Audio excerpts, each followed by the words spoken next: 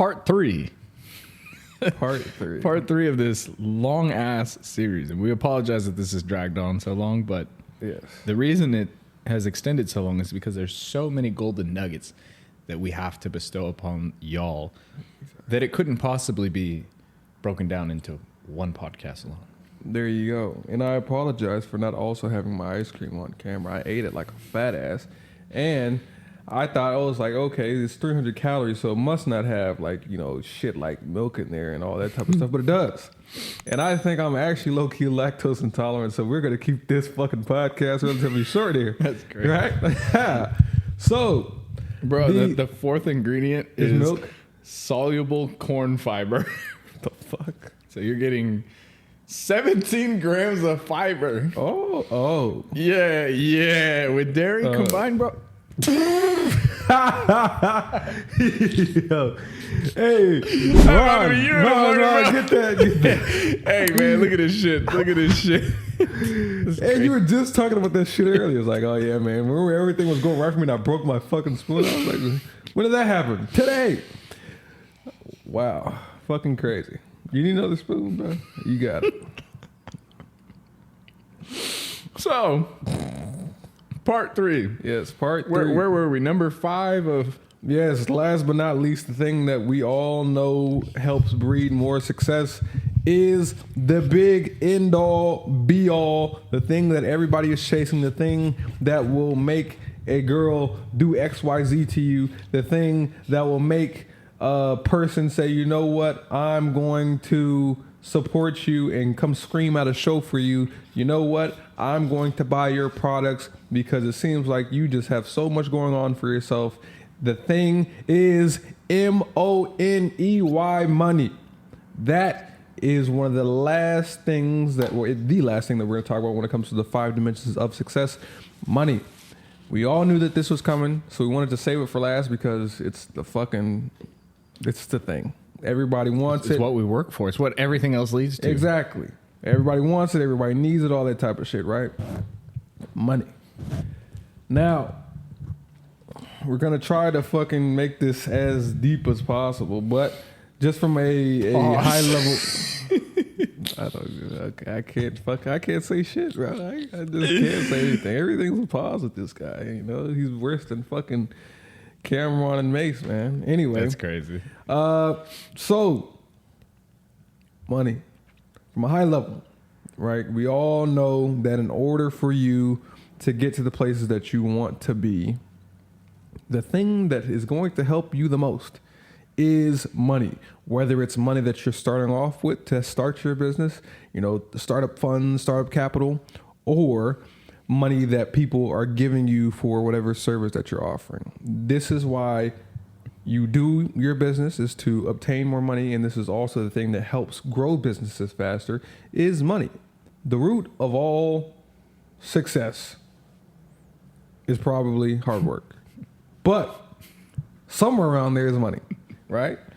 So when you're thinking about money and how it can be of use to you, I want you to really understand that it's funny how the thing that we're in it for, the thing that you're wanting to get from starting your own business, doing your own thing and, making your own shit pop, that thing is something that you're probably not going to see for a long period of time, or relatively long period of time, in the lump sums that you want to, starting out.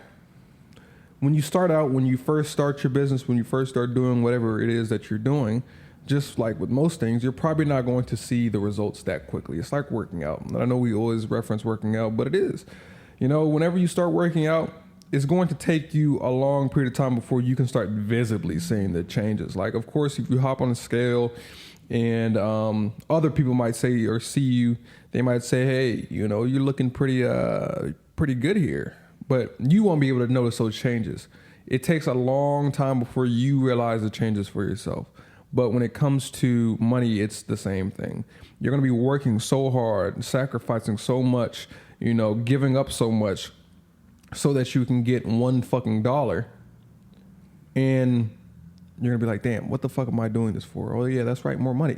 But if you're in it for money, it's going to break your heart because, again, it's going to be a long time before you see it. So even though money is a key factor to success, and it helps, like it's what you're in it for, if you make that the thing that keeps you energized every day, you're probably not going to be energized that much because it's going to take you some time more often than not before you start getting that money to the point to where it's like, okay, yeah, we made fucking X amount of fucking dollars, or we make X amount of dollars every day. Now I feel energized to do it because we're seeing it as often. But from the start, you're not going to see it like that to where it's going to be the thing that's like, oh yeah, this is the thing that keeps me going. If it is, then, you have a special talent in that case, because again, like you're wanting something and you're focusing on something that you won't be seeing for a good amount of time. So you're unique in that sense. But most people, you're going to have to do it for something else, something that's not money, because it's going to take a while for you to start seeing the amount of money that you want to see.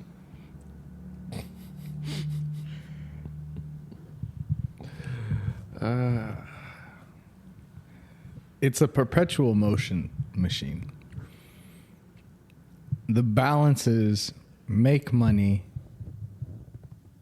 and spend money to make more money. But there's a variable in between making the money and spending the money. And that's where you allocate your funds. The way that you make money is using all four of the factors that we previously mentioned, which were relationships, energy, skill, and brand. And the last one arguably replaces all four of them. Now, the reason I say this is money can buy you essentially all four. Correct. Of those variables. It can buy them for you, but what you can really do is outsource them from other people that you can pay as employees or brand ambassadors or what have you. Money can get you the brand. Money can get you the skills. Money can get you the relationships. Money can get you which one's the fourth one I'm missing? Skills, brand, relationships, brand. Skill, and energy. Energy, yes. And it can buy you the energy. So money can get you all those things, whether directly through you or through other people. And those people can get you more money. So that's where I say it's a perpetual motion machine, and you have to learn what makes it run. Now, that's why they say your first million is your most difficult. And after you make $1 million, then it's easier to make $1 million from there on. Why? Because the money's going to help you make more money. And the things that you learned in the process are also going to increase how efficient you are in the process. So you're not going to make the same mistakes. If you're an idiot, you will. But for the most part, you're not going to make the same mistakes, which means things are going to be easier. You're going to have better relationships, which means that you're going to have people in places that are going to help you do things that you couldn't do before. And not only that, you have an ever-expanding network of highly competent and skilled people because you have more money. You have the capacity to pay them. And so now all you have to do is allocate your funds properly. Now you need to learn HR. Now you need to learn how to hire. Now you need to learn how to delegate and how to lead. And honestly, that's what's going to distinguish a business that succeeds in the long term versus the short term. We have a book on this coffee table. Simon Sinek, The Leader Eats Last. the eater eats last. The eater. Yeah. Talk about fat asses today. That's what we're talking about. We were doing so good. Yeah. I was on a roll, and then I ate it. Pause. Yeah, I knew you were gonna say that shit. Who's the bad one now, huh? I was just following your lead, bro. You're older. That's what I'm doing. When it's convenient, huh? So I'm old fuck. I'm the oldest thing. When they carbon dated me, it said, damn. Yeah, it said old as fuck. Old as fuck. Yeah. Crazy. Yeah. Crazy. Now, The Leader Eats Last, a book by Simon Sinek. And essentially, why do you think there's so many books nowadays on leadership? Why do you think that there's such a focus on leadership? And it's because there's such a disparity between being a leader and being a high performer. Because being a high performer, all you really have to do is get it out of yourself.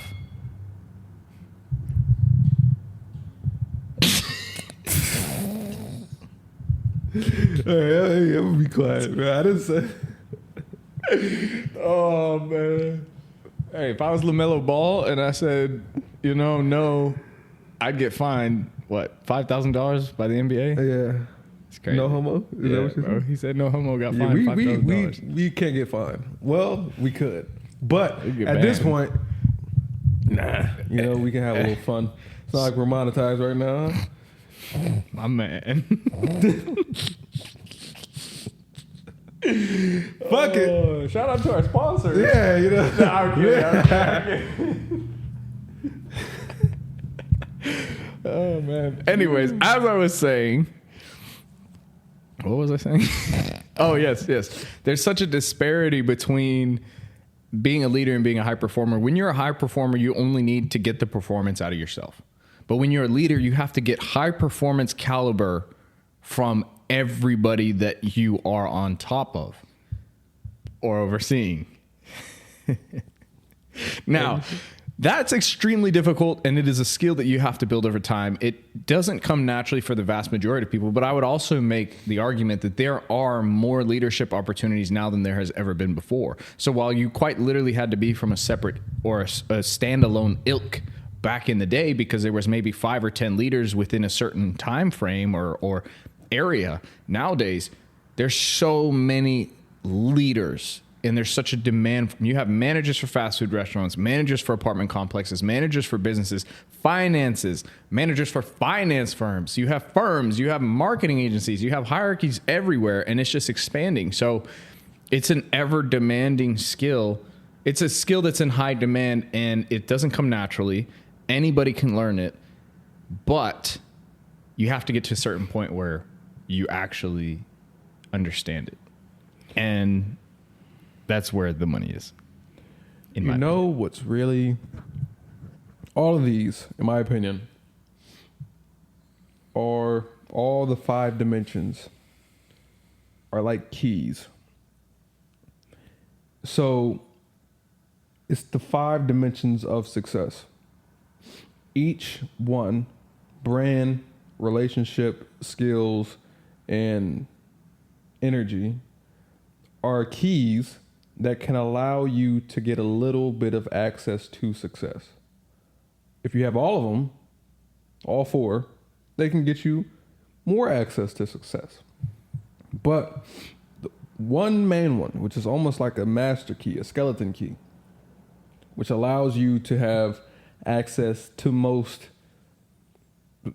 if not all, the success that you're looking for, is money. But what does that mean, though? It means that you're thinking about money in a sense of that's the thing, that's the end all be all. And I mentioned it at the beginning of the podcast in jest, but it's not the end all be all. It's the access to the end all be all, which is success, which is freedom, which is time. It allows you to have access to these things. And when you get a large amount of it, you have more access, if not all the access in the world, to those things that I just fucking mentioned. You can get what you want, when you want, and you can do what you want, when you want, and you have the time to do all those things, right? So for everyone out there, when you're thinking about like, okay, money, yes, all the 5 dimensions of success, yes, all that type of shit. Each of them grants you access to bits and pieces of success. It's like the Infinity Stones. Each of them grants you bits and pieces to great and powerful things in the universe. However, if you have them all, now you can do everything that you fucking want, and that's including money. Now, one stone might be more sought after than the other, might be seen as more powerful than the other. That's money, of course. But again, when you have them all, it allows you to have access to accomplish everything that you want to do. And that's the main thing that you're really doing this for, is so that you have access to these things. Because originally when we were younger, we didn't have access to this place. We could see it, but we didn't have access to it. What did we have to do to get access? We had to build the brand. We had to build relationships. We had to build skills. We had to build up more energy to build all those other things. And then also we had to have some fucking money. Now we have more of all those things. Granted, it's not like a large amount of those things, but we have a good enough amount of those things to where we're able to be here. What did it do? It granted us the access to be here. So when you're setting out on your journey, realize that it's not the end all be all is money and energy and all that type of shit. It's not, the dimensions aren't the end all be all. It's what they are able to grant you. Realize that, which means that see them more as tools, see them more as keys that allow you to have access to all that the world has to offer, right? Which is a lot. And the more that you have access to these things, or the more that you hone these specific dimensions and skills, the more that you're able to have access to, right? So focus on not just growing 1, not just growing 2, not just growing 3, not just growing 4, not just growing 5, the 5th one being money. Grow all of them. And if you have all of those skills, you have all of those fucking, dimensions and all those keys to success, the amount of success that you're able to obtain for yourself is so much more vast. And that's, again, why we bring up Elon Musk and Jeff Bezos. They've just perfected each of those dimensions, and they just go like this, right? You perfect them, and then they just feed back into each other even more to where they just keep growing and growing and growing and growing. You just keep building them, and they keep building all the other dimensions, which makes each of them grow more and more and more. They've perfected that. So when you are thinking about this, view it the same way. Hone each of those things. And we talked about being a master of none. Be a master of none when it comes to the 5 dimensions of success. Do it that way, and you'll get everything that you want. Everything is a means to an end. But what is that end that you're working towards? I think that's what you're referring to here. Among all else, you can work yourself into the grave. You can abandon everything that you stand for. You can disregard your children, your wife, your baby mamas, your dog, your plants. You can run everything into the ground. You can lose limbs. You can lose friends. You can lose everything. But at the end of the day, when you sit there, what was your why? Why did you do everything that you did? Why did you sacrifice everything that you sacrificed? And why did you willingly choose to lose the things that you had control over not losing? If it's for any one of those 5 things, I feel sorry for you. I'm not going to say you're wrong. I'm not going to call you a dumbass. First off, I would be wrong and a dumbass to say either of those 2 things. But what I'm going to say is I feel sorry for you, because then that means that you have not yet found your purpose. Or maybe if you're no longer with us, you never found your purpose. Because in reality, some of the most successful people, truly successful people, are at ease. There arrives a certain point in time where you're okay with where you are.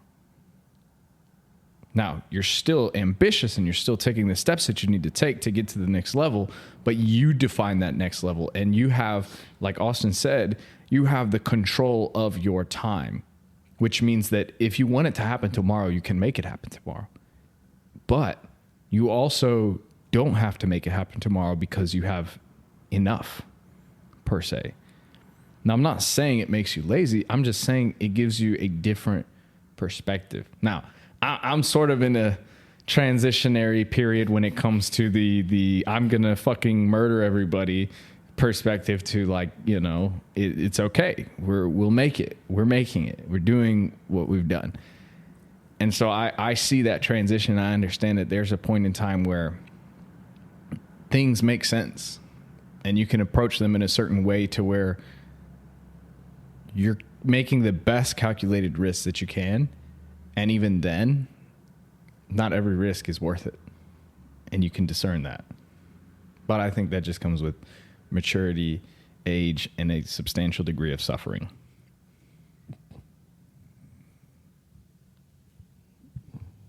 Can't agree more, you know? Can't agree. Pause. More. I did, because you got jumbled in my head because I was about to say I'm a dumbass. Yeah, no, it's okay. No, that's fine. Like, you could just say, Jose, you're a dumbass, and that's cool. Like, it's not the end of the world. The AM Club Podcast. Signing out.